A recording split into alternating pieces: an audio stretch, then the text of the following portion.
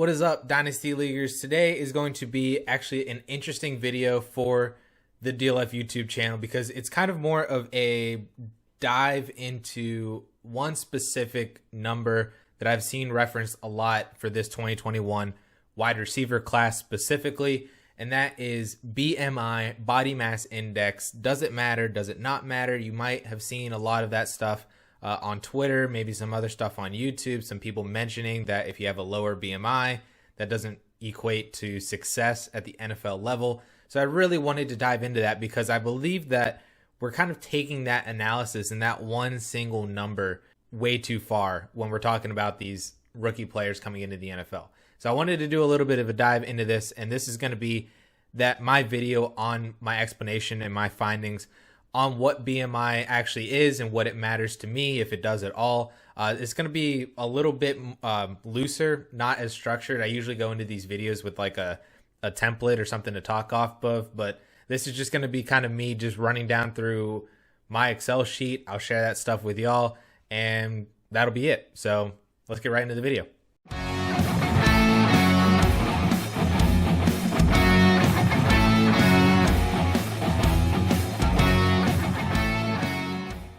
So like I said at the introduction, BMI has become this one single number, specifically with rookie wide receivers coming into the NFL, as well as, you know, running backs and stuff. And I use it too, as well. You know, it's certainly something that can, you know, classify wide receivers and running backs and these rookie players in certain bins and groups. And it could be something to kind of just, you know, statistically normalize everybody's heights and weights, because, you know, what does it mean whenever a player is 6 foot 180 pounds versus somebody who's 5'9", you know, 200 pounds? Is that kind of like the same thing? Because it kind of measures your bulk and your build, you know, between height and weight and all that stuff. It's a normalized measurement. So in that sense, it's not, you know, a terrible thing, and it doesn't really, as a single number, equate to, you know, fantasy football success. It doesn't have a very high R squared relating to fantasy football points per game, you know, success in terms of top 24 seasons, all of that stuff. It literally has no correlation whatsoever. But like I said, it can be good to kind of normalize out all these players and give a rough estimate of how this one player comps to this other player, that and that. So with that all being said, though, BMI in and of itself is kind of an antiquated, like, measurement. Like, it was developed back in the 1850s or prior to that, according to Wikipedia. That's how long ago this BMI measurement was created, and it was created primarily to measure body fat on a person, on a human being, how much body fat you have. And it was, you know, that kind of, if you're, you know, shorter but heavier, that means you're fat, or if you're, you know, really tall, you can have more weight on you because you're taller, you know, science, right? But that has become a problem in today's world because I don't know if everybody knows this, but muscle weighs more than fat. And so when you are a professional athlete and you are 6 foot 190 pounds, because you're a professional athlete, you know, you're built, you're chiseled, you're all that stuff, that actually registers on the BMI that you are either overweight or obese for your height and weight. Which, imagine walking up to LaVisca Chenault, who has a BMI of 30, which is the threshold for obesity according to the BMI threshold. Walking up to Visca and saying, yep, you're an obese human being. Dude's got a six-pack, he's ripped, everything, but he's obese according to this BMI, you know, scale and stuff. So that all in and of itself is actually really ridiculous whenever you think about it. So, and I went in and I actually measured what mine was.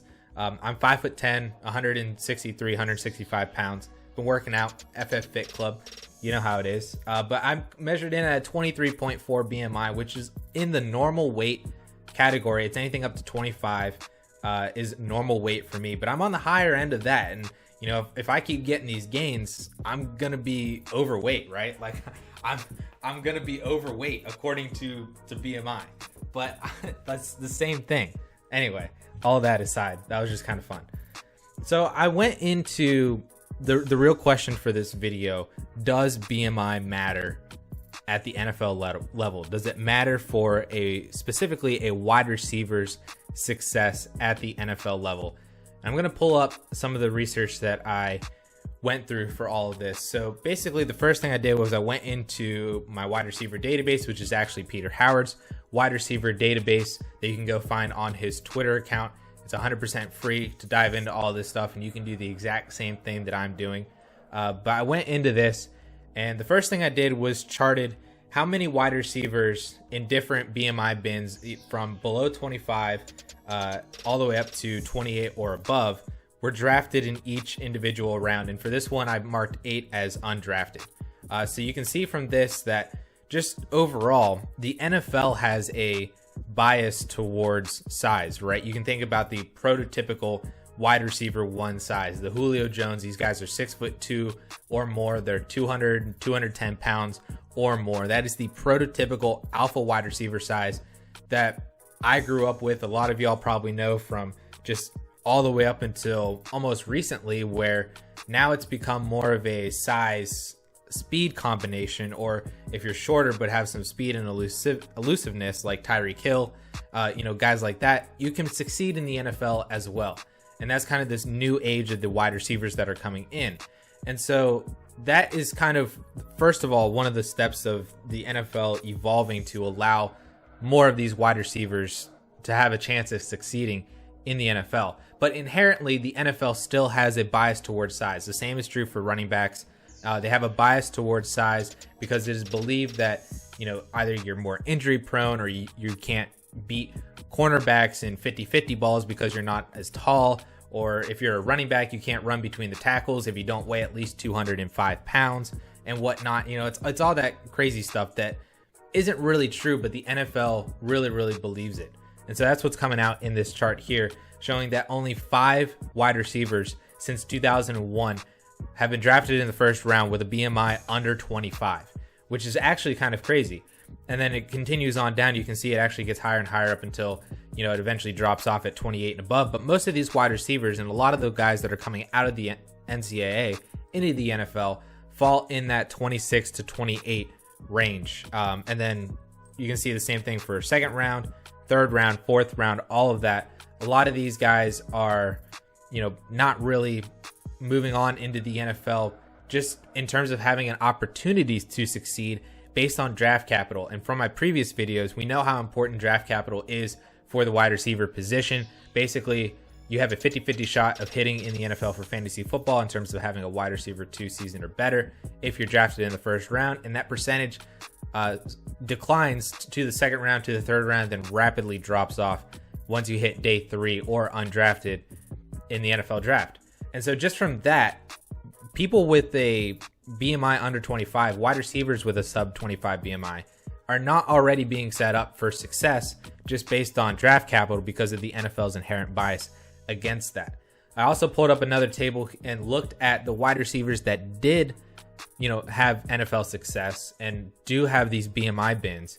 How many are there in this database? And then Peter actually keeps track of how many top 24, top 12, top 5 seasons they've had in the NFL. So I did a sum of all that over all the same bins of BMI. And you can see from this table that the proportion of top 24 wide receiver 2 seasons or better is really small for sub 25 BMI guys and steadily climbs all the way until we get to that 27, 28 threshold that a lot of people really like to see from their wide receivers, which is fine. And again, that's probably more so because those bigger wide receivers are more likely to play on the outside. They're more likely to gain air yards, yards after the catch, the more important statistics for fantasy football, and accumulate all of that stuff rather than them just being strictly slot guys, guys with, maybe they have PPR upside, but they're not catching touchdowns. They're not accumulating yards from air yards. Maybe they're yak guys like Golden Tate and stuff who've had fantasy success,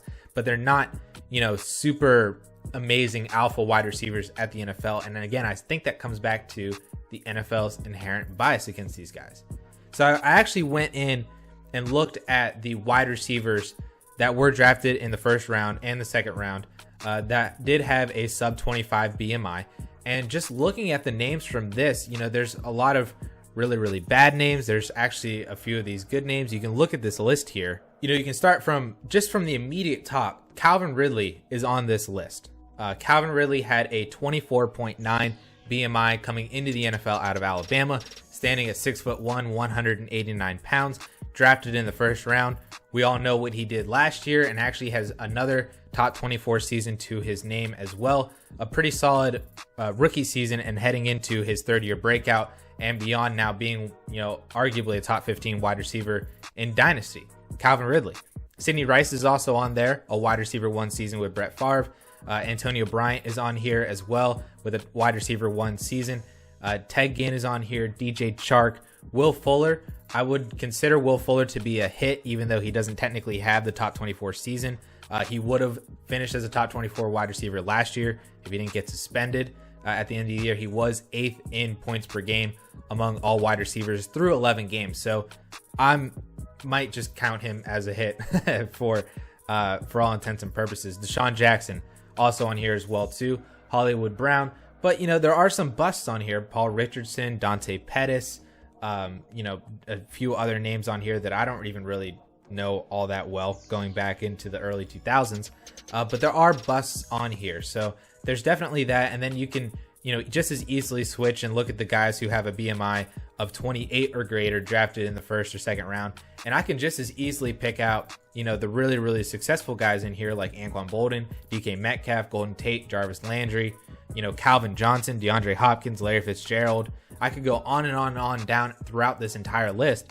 But I can also find, duds on here as well. I could find the N'Keal Harris. I can find the Aurelius Benz. I can find the Josh Reeds. I can find, Sonoris Rice. Like, these guys are not 100%, safe coming into the NFL just because they have a high BMI.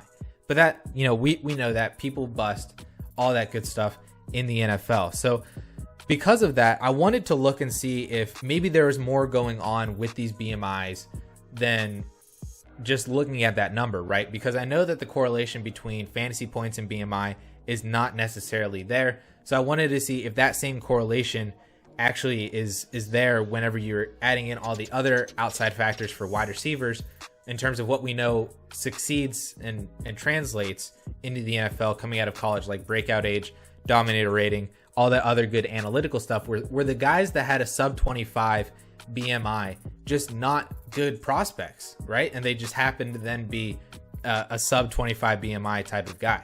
So I went in and I filtered down all the players in this database who were drafted in the first 2 rounds, who had a sub 25 BMI and also had a 30% breakout age of 20 years old or less. So that right there drops down your sample size to only 7 players. And that includes Calvin Ridley. That includes Antonio Bryant and Sidney Rice, the 3 guys that I mentioned already who were successful in the sub 25 BMI range. Deshaun Jackson is in here as well. That right there, I think, tells me that there's a lot more going on to all these wide receivers that wasn't just associated with their BMI. Like, I can point out all of these other guys in here. Like DJ Chark is in here, and he is a hit because he has a top 24 wide receiver season just 2 years ago. But he was not totally a great prospect. Didn't break out at a 30% threshold. He did break out at a 20% threshold. Was a second round pick, so that's solid. Ted Ginn's in there. But then there's a bunch of these other guys like Hollywood Brown. For all intents and purposes, Hollywood Brown is not a great prospect.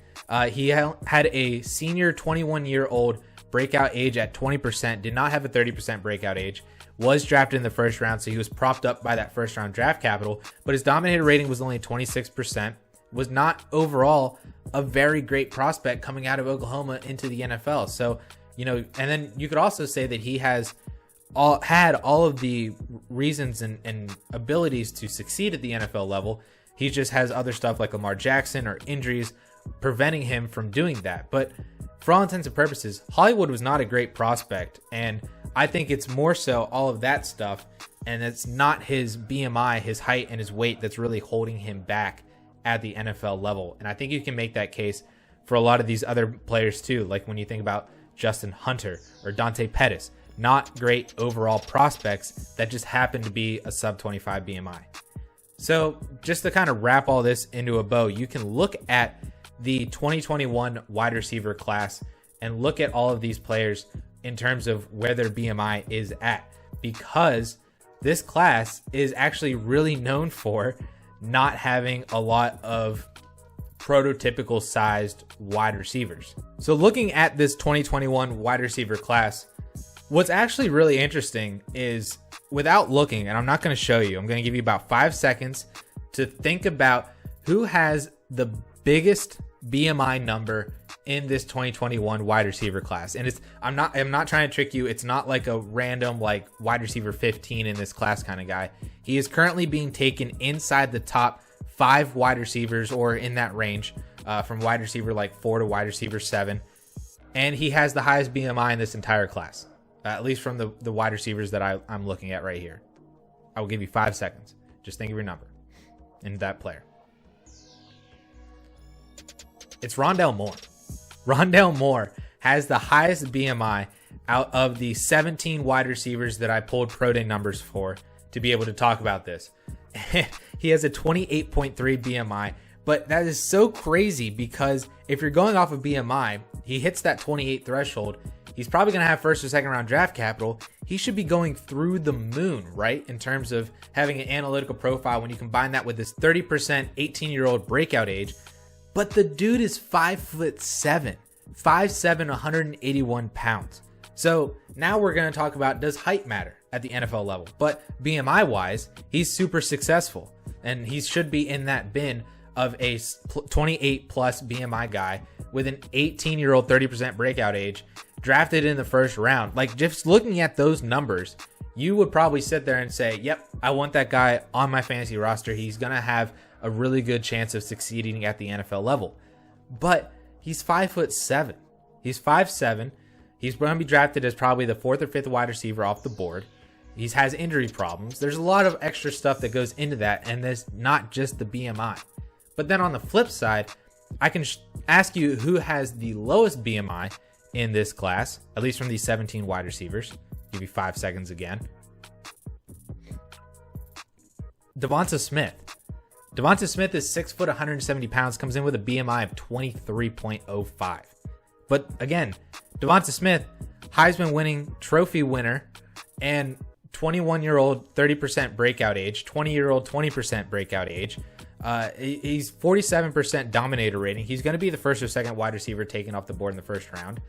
I think there's a lot of stuff that shows that Devonta Smith can succeed at the NFL level despite the size that he's playing at. And there's a lot of other wide receivers like Chad Johnson talked about how he routinely played at a sub 180 pounds at the NFL on Sundays, you know, and that's just kind of that's just how they play, right? They can play at varying weights, and just because you weigh in at 190 pounds when you're 21, 22 doesn't mean that you're going to continue to play at that same weight moving forward. Just like wrestling, you know, they can drop or add, they can do whatever they want to play throughout the rest of their NFL career. And I think that Devonta Smith, who was kind of the poster boy and the reason why I wanted to do this video, standing at 6 foot, 170 pounds, a 23 BMI, but is one of the most productive wide receivers in this class, and will be one of the first wide receivers off the board in, if not the top 10, the top 15, you know, in the first round. And I think that there's a lot more to Devonta Smith's profile than you can just be like, nope, he has a low BMI, he's not going to succeed in the NFL. I don't buy that. Calvin Ridley did it. Why can't Devonta Smith do it with a similar profile, a similar age coming into the NFL, first round draft capital? Why not Devonta Smith? And also, if you're out on other players who have a sub 25, a sub 26 BMI, that's a lot of the big name wide receivers in this class. Everybody but Jamar Chase, Tylan Wallace, Kadarius Toney all have a sub 26 BMI. Jalen Waddle, Rashad Bateman, Dimey Brown, Devonta Smith, they all are sub 26. Were you out on CeeDee Lamb last year? Sub 26 BMI. You know, there's like, this is just kind of like the new age and the new era of the NFL. And I'm sorry that this video is going really long, but like, I cannot understand the BMI matters. And because this guy does not have a 26 BMI, he's off my board, and I don't want him because he has a low success rate in the NFL. But there are a lot of other outstanding factors that really dive into that I've shown in this video that showed that wide receivers who didn't succeed with a low BMI in the NFL did so because they weren't good prospects. And then also on the flip side, just because you have that BMI doesn't mean that you're going to succeed at the NFL level either. You could also be a bad prospect and have a good BMI, but for some people that checks the box just because they have a good BMI, and it doesn't, continue to move and check boxes for all the other stuff. And I just, I think BMI is fine if you use it. I use it in my running backs and for their markers. I use it for wide receivers with a marker that I have for them as well that is still kind of in the works, but I use it. But it's not like the super end all be all, because to me, if the NFL tells me that they don't care about this guy's BMI, then why should we care about this BMI? If Devonta Smith is a first round pick, the NFL is telling us that they don't care that he's 6 foot, 170 pounds. They care more that his route running is so crisp and clean that he can already beat NFL cornerbacks. They tell us that his hands are almost a sure thing whenever the ball is thrown into them, that he can make moves and adjustments after the catch to not get tackled and not get destroyed by an NFL defensive back. He did that in college. He can do that again in the NFL. And so that's kind of where I'm at with this whole BMI thing with this 2021 wide receiver class. You can believe what you want about BMI, but I think if you don't like BMI, you don't like a lot of the wide receivers in this class already. And you probably didn't in last year's class either. There's a handful of wide receivers in last year's class that did not have a fantastic BMI either. I already mentioned CeeDee Lamb, but then there's also guys like Jerry Jeudy, Denzel Mims. There were people in last year's class too who did not meet BMI thresholds that I hope you are out on if you are not a BMI guy. If you are, then you just hate Devonta Smith, which is fine. You can have other reasons to hate Devonta Smith, but don't say he's 6 foot, 170 pounds, and that's why he's not going to succeed. So that's going to do it for today's video. Again, sorry it was so long. I really had to get that BMI thing off my chest and vent to you guys in this video. So we're going to be back next week with more stuff. I got some more rookie content coming your way leading up to the NFL draft. Cal and I are going to do a whole live stream on round 1 on Thursday for the NFL draft. And then we're also talking about doing it for round 2 and 3 on Friday, but we'll see about that one. And then also I got some other stuff to do, buy, sells, and Dynasty. Some more people coming on to the YouTube channel as well. So all that stuff is very much and rapidly approaching for this YouTube channel. So thank you all so much for tuning in to this video, and we will catch you all later.